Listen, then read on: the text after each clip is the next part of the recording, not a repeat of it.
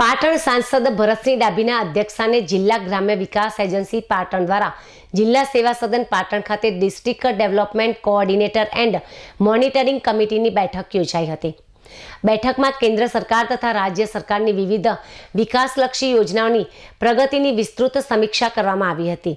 જિલ્લા ગ્રામ્ય વિકાસ એજન્સી પાણી પુરવઠા વિભાગ તેમજ ICDS માર્ગ અને મકાન વિભાગ તેમજ શિક્ષણ વિભાગ, ખેતીવાડી વિભાગ, મધ્યાહન ભોજન યોજના પુરવઠા વિભાગ તેમજ વન વિભાગ, નગરપાલિકા વિભાગ અને ઉત્તર ગુજરાત વીજ કંપની લિમિટેડ સહિતના વિભાગોની કામગીરી અંગે વિભાગવાર ચર્ચા કરવામાં આવી હતી।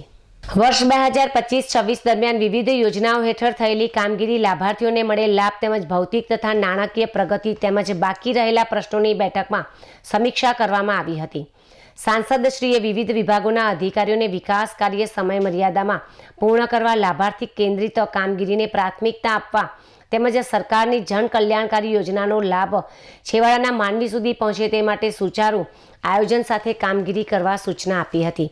બેઠક દરમિયાન જિલ્લા ગ્રામ્ય વિકાસ એજન્સીની વિવિધ યોજનાઓ, મનરેગા, માર્ગ અને મકાન વિભાગ તેમજ ઈ ગ્રામ્ય યોજના તેમજ શિક્ષણ વિભાગ, ખેતીવાડી વિભાગ, નગરપાલિકાઓની કામગીરી, પાણી પુરવઠા યોજના, રાષ્ટ્રીય ગ્રામીણ પેયજળ યોજના તેમજ નેશનલ લેન્ડ રેકોર્ડ સંબંધિત મુદ્દાઓની વિસ્તૃત સમીક્ષા કરવામાં આવી હતી।